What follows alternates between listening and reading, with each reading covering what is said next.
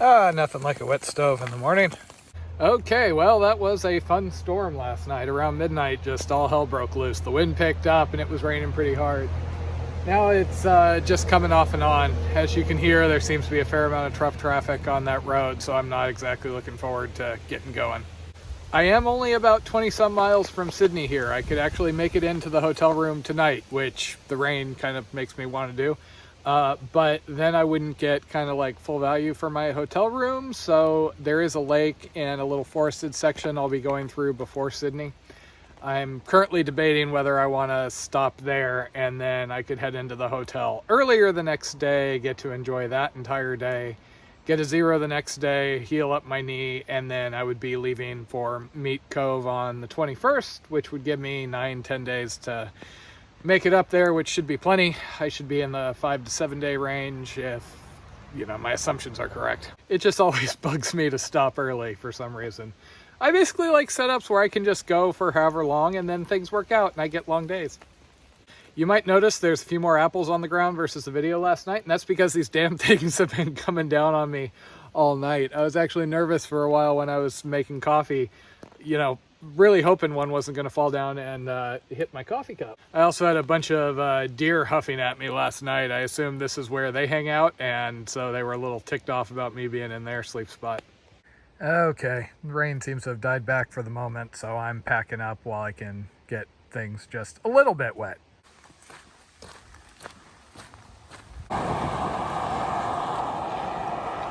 Okay, so Canada has not had a great track record as far as publicly accessible bathrooms along these quote-unquote trails, but I'm willing to put myself out and potentially be hurt again.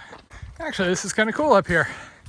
I almost came up here to camp last night, which would have probably been more illegal than where I illegally camped because, stealth camp,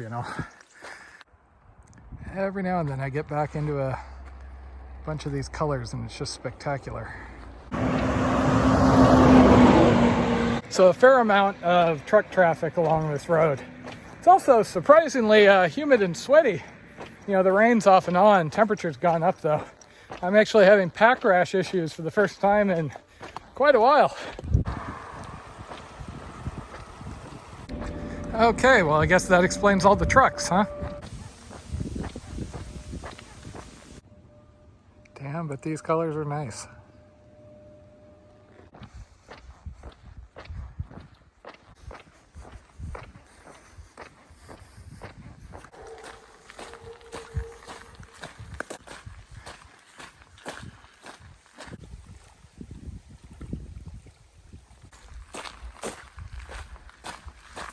So these puddles have actually been enough to be a pain. I've got to zigzag back and forth and, bushwhack around them on occasion, which is kind of obnoxious. So I had two options. One that I was originally going to go with was, freaking bugs, camp out here. And then I could go into town in the morning, have an earlier day, maybe get a little more bang out of my buck for the hotel stay. However, I'm out of hot food to make for dinner. So that means that I would just be eating bars the entire day until tomorrow morning. On the other hand, there's a second motel, which is right at the end of this. And quite frankly, they have hot food and that sounds really good at the moment. So I think I'm just gonna go in and instead of doing like a full-on zero like I normally do, where I never even wanna get out of bed, I'll go in, do this hotel tonight, stay there till, the 11 o'clock checkout, and then do the last couple of miles to the ferry, tag the end of the IAT, do my resupply, stuff like that, go to the other ferry motel, and then the following day start off for Meat Cove. I'm doing a zero this late. Both because my knee is bothering me kind of badly off and on, but also because it looks like I have plenty of time. And I don't want to have to finish at Meat Cove too horribly early, because then I'll have a long period of needing to sit still. And quite frankly, it's cheaper and more entertaining to be on the move. So, and obviously I can't move my flight because that would be horribly expensive.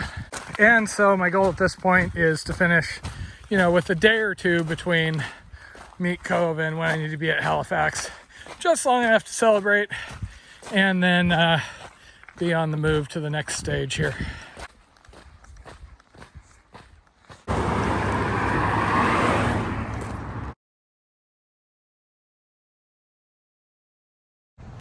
So it ended up being a great decision to stay here last night because they had decent nachos and a breakfast burrito. So I have had lots of hot food. I've had some okay beer, and I'm a bit happier.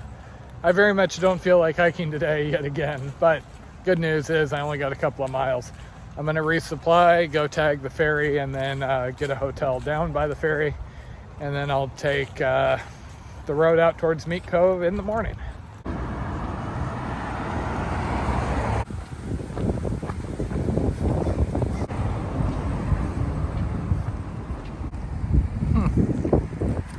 Underwhelming as far as terminus, huh? Okay, so I just went into the ferry terminal and asked and confirmed that there is no monument or anything, but this is basically the end of the IAT and the Trans-Canada Trail through here, so that would be it. So basically it looks like this is about as close as I can get to the harbor area. If I was going to be continuing to Newfoundland, there's about a 7-hour crossing to be able to get over there. But sadly, too late in the year. Okay, they should probably just make this Tim Hortons the official monument, huh? So I actually lucked out, and I've had people bringing me canisters for pretty much all of Canada, just the way it worked out. But I finally got to see the inside of a Canadian Tire. I figured I might as well better be safe than sorry and have a new canister for this next section. I could almost make it. I was gonna try and just get one of those little ones, but oh well, now I'm good. Wouldn't want to have to go without coffee for the last day or two or something horrible like that. Now, me being an uninformed American, I heard a Canadian Tire and I assumed it was like a Big O place or something like that. But no, it's basically like a jam-packed Walmart sort of thing. Also, does anybody else agree this seems like a monumentally bad idea?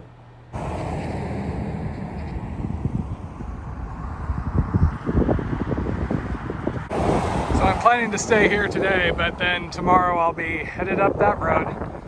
Meat Cove, 105 miles from right here.